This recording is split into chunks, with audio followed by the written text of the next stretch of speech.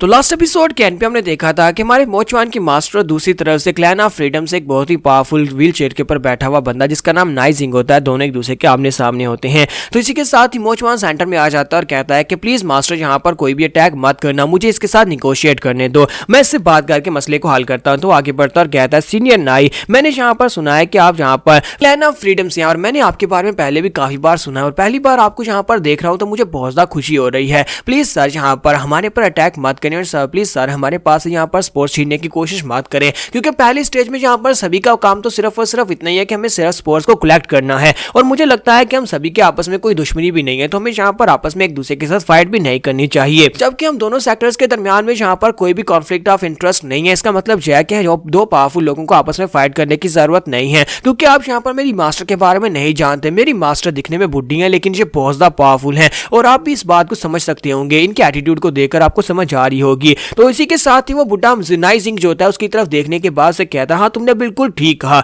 हम सभी लोगों को यहाँ पर वैसी बेकार में फाइट करने की जरूरत नहीं है। बेकार की फाइट में पड़ने की क्या जरूरत है जब हम लोग यहाँ पर स्पोर्ट्स कलेक्ट करके अपने आप को जितवा सकते हैं। नाइजिंग उसे कहता है तो फिर ठीक है अब मैं यहाँ पर से जा रहा हूँ और इसी के साथ ही मोचवान से कहता है कि सीनियर नाइजिंग गुड बाय, हम लोग यहाँ पर अपने अपने रास्ते पर जाकर स्पोर्ट्स कलेक्ट करेंगे। और इसी के साथ ही वहां पर पता चलता है कि 300 स्पोर्ट्स कलेक्ट हो चुके हैं। तो चीफ कहते हैं कि जल्दी से सेकंड स्टेज को अनाउंस कर दो और इसी के साथ उन सभी के ब्रेसलेट में मैसेज आता है और उनसे कहा जाता है कि सेकंड स्टेज को एक्टिवेट कर दिया गया है। सेकंड स्टेज में तुम सभी लोगों को एक दूसरे के साथ फाइट करनी होगी। अब जबकि तुम सभी लोग एक दूसरे के साथ फाइट करने वाले हो, क्योंकि यहाँ पर सिर्फ और सिर्फ 200 से कम स्पोर्ट्स बचे और 200 से कम स्पोर्ट्स को हासिल करने के लिए तुम्हें एक दूसरे के साथ फाइट करके एक दूसरे के ब्रेसलेट्स को छीनना होगा, ताकि एक दूसरे के ब्रेसलेट्स को अपने ब्रेसलेट के साथ टच करके उनके सारे पॉइंट्स को अपना बनाया जा सके। वो सभी लोग जो मैसेज को सुन रहे होते हैं और ये सुनने के बाद मोचवान काफी ज्यादा घबरा जाता है और कहता है कि अचानक से यहाँ पर से ये मैसेज कहां से आ गया कि हम लोग एक दूसरे के ब्रेसलेट्स को छीन सकते हैं। लगता है कि हमारी यहाँ पर वाट लगने वाली है और इसी के साथ ही नाइजिंग भी वापस आ जाता है और कहता है कि मुझे लगता है कि अब यहाँ पर हमारे इंटरेस्ट ऑफ कॉन्फ्लिक्ट होने वाली है,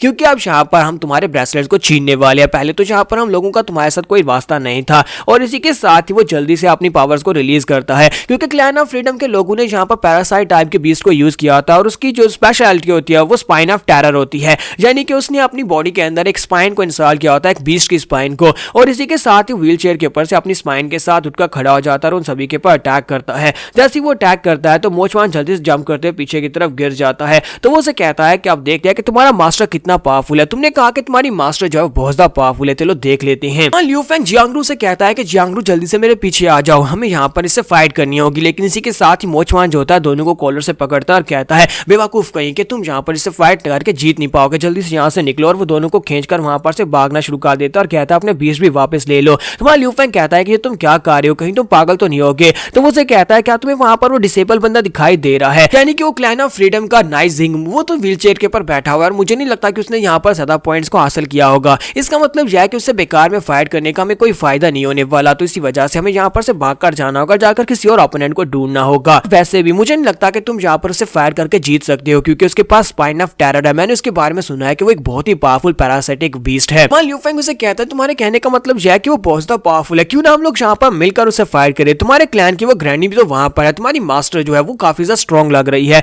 तो वो उसे कहता है कि मैं तुम्हें यहाँ पर ये बात किस तरह से एक्सप्लेन करूं। लगता है कि यहाँ पर से थोड़ी दूर जाने के बाद मैं तुम्हें सारी बात समझाता हूँ, क्या है यहाँ पर सब कुछ कैसे हो रहा है और क्या कुछ हो रहा है। और इसी के साथ ही मोचवान की टीममेट्स वहां पर खड़े होकर सोच रहे होते हैं कि ये अचानक से क्या हुआ, मोचवान भाग कर क्यों जा रहा है। इसी के साथ ही नाइजिंग के सामने अब यहाँ पर 3 लोग ही बचते हैं जो कि उसके क्लैन के होते हैं, यानी मोचवान के साथी होते हैं। तो वो उसे कहता है कि और लेडी तुम्हें देखकर लगता है कि तुम काफी स्ट्रॉन्ग हो, लेकिन तुम्हारा डिसाइपल तो डर कर भाग गया। चलो जल्दी से यहाँ पर अपने अपने बीस्ट को रिलीज करो, मैं देखना चाहता हूँ कि तुम्हारे पास कौन से बीस्ट हैं, मैं यहाँ पर तुम्ही से फाइट करूंगा। जैसे वहां पर उन तीनों के ऊपर अटैक करने के लिए आगे बढ़ता है तो उसके दोनों साथी जो होते हैं, यानी ग्रैनी के दोनों साथी जो होते हैं, वो जल्दी से सरेंडर टेक्निक को यूज करते हुए अपने आप को सरेंडर कर लेते हैं। जब वो दोनों वहां पर सरेंडर कर लेते हैं, अपने बीस्ट को रिलीज किए बिना ही सरेंडर कर लेते हैं, तो इस बात से नाइजिंग को बहुत ज्यादा गुस्सा आता है। तो नाइजिंग कहता है कि जी यहाँ पर क्या कर रहे हैं। और इसी के साथ ही जैसे वहां पर वो ओल्ड लेडी भी अपने आप को सरेंडर करने लगती है, वो अपना हाथ उठाती है और अभी सरेंडर का सर ही कहती है। इसी के साथ ही नाइजिंग जो होता है अपनी स्पाइन ऑफ टेरर के साथ उसका हाथ ही काट देता है। हाथ काट जाता है तो वहां पर सरेंडर नहीं कर पाती। नीचे गिरने के बाद वो कहती है कि मैंने सरेंडर कर दिया, मैं सरेंडर करती हूँ, मैं सरेंडर करती हूँ, और साथ ही वो रोना शुरू कर देती है।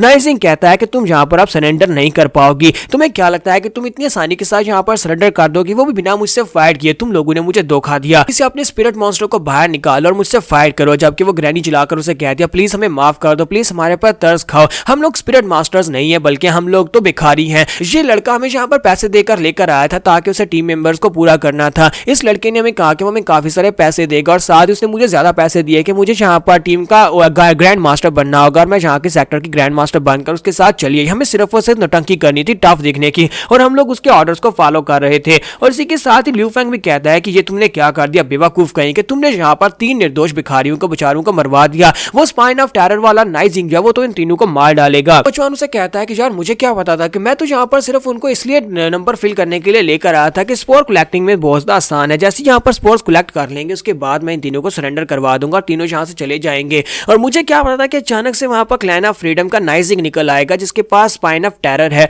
और मुझे नहीं लगता कि अब तीनों बेचारे बच पाएंगे। इसी के साथ ही नेक्स्ट सीन फिर से नाइजिंग का दिखाया जाता है कि नाइजिंग उनके पास से उनके ब्रेसलेट छीन लेता है और कहता है कि ये क्या तुमके पास तो बिल्कुल 0 पॉइंट्स है। फिर साथ ही वो दोनों से कहता है क्या तुम दोनों के पास भी यहाँ पर पॉइंट्स है, तो वो कहते हैं नहीं हमारे पास भी पॉइंट्स नहीं है, हमारे सारे के सारे पॉइंट्स तो उस लड़के मोचवान के पास थे। कहते हैं प्लीज हमें माफ कर दो, हम लोग तो यहाँ पर सिर्फ और सिर्फ नंबर को फिल करने के लिए आए थे। और ग्रैनी भी उसे कहती है प्लीज यहाँ पर हमें माफ कर दो, हमसे बहुत बड़ी गलती होगी, दोबारा हम लोग ऐसा नहीं करेंगे। लेकिन इसी के साथ ही वो ग्रैनी की गर्दन काट देता है क्योंकि ग्रैनी ने अभी तक सरेंडर नहीं किया, इसी वजह से उसे मारा जा सकता है। जबकि बाकी के दोनों को वो छोड़ देता है और कहता है तुम दोनों को मैं छोड़ देता हूँ, क्योंकि अगर तुम दोनों को मारा तो हमारे क्लैन ऑफ फ्रीडम का सेक्टर जो है वो डिस्क्वालीफाई हो जाएगा। और इसी के साथ ही वो कहता है तो उस लड़की का नाम मोचवान है, मैं उसको याद रखूंगा। दूसरी तरफ मोचवान जो होता है वो ल्यू फेंग से कहता है कि ल्यू फेंग क्या तुम्हें यहाँ पर समझ आ रही है कि इस बार लीग क्या कर रही है। लीग ने जहाँ पर जो सेकंड स्टेज अनाउंस किया उसमें हम लोग अगर सरेंडर कर देते हैं तो सरेंडर करने से सारे के सारे पॉइंट्स जाया हो जाएंगे। लेकिन हमें यहाँ पर अपने ओपोनेंट को अगर ब्रेसलेट चाहिए तो हमें या तो उसका हाथ काटना पड़ेगा या फिर उसे इंस्टेंटली मारना होगा, उसे पता भी ना चले, उसके देखने से पहले उसे मार डालो और उसका ब्रेसलेट उतार लो। इसी तरह हम लोग उसके पॉइंट्स को ले पाएंगे। सिर्फ और सिर्फ 2 ही ऑप्शन है, या तो हाथ काटो या फिर उसे मार डालो, जो सबसे ज्यादा मुश्किल होने वाला है। फेंग उसे कहता है कि मुझे लगता है कि लीग वालों के पास कोई ना कोई इसकी रीजन होगी, इसी वजह से उन लोगों ने ये वाले रूल्स बनाए। और दूसरी तरफ सिस्टर बाई भी काफी ज्यादा गुस्सा आ रही होती है और कहती है कि तुम लोग डीमंस हो, तुम लोग ऐसा कैसे कर सकते हो, क्या तुम सभी को मरवाना चाहते हो। तो वो लोग उसे कहते हैं कि हम लोग यहाँ पर किसी को मरवाना नहीं चाहते। यहाँ पर पहले स्पोर कलेक्टिंग में सभी लोगों को पता चल गया होगा कि उनकी टीम्स कितनी स्ट्रांग है। जितने कमजोर लोग थे वो पहले स्पोर कलेक्टिंग में ही निकल गए और उसके बाद अब सेकंड स्टेज को अनाउंस किया गया है। सेकंड स्टेज में सभी लोगों को अपनी पावर्स का अंदाजा हो जाएगा। हम लोग चाहते हैं कि जितने कमजोर लोग हैं वो सेकंड स्टेज में अपने आप को डिस्क्वालीफाई करवा ले ताकि वो सरेंडर करके बाहर आ जाए, उन्हें पता होना चाहिए कि वो किस लायक हैं। और उसके बाद जब तीसरी स्टेज स्टार्ट होगी उसमें सरेंडर का ऑप्शन खत्म कर दिया जाएगा। तीसरी स्टेज में यहाँ पर सभी को आपस में फाइट करनी पड़ेगी, लेकिन उस वक्त तक हमें पता चल जाएगा कौन कौन सी टीम जो है वो सबसे ज्यादा पावरफुल है और कौन सी टीम जो है वो एंड तक टेक पाती हैं।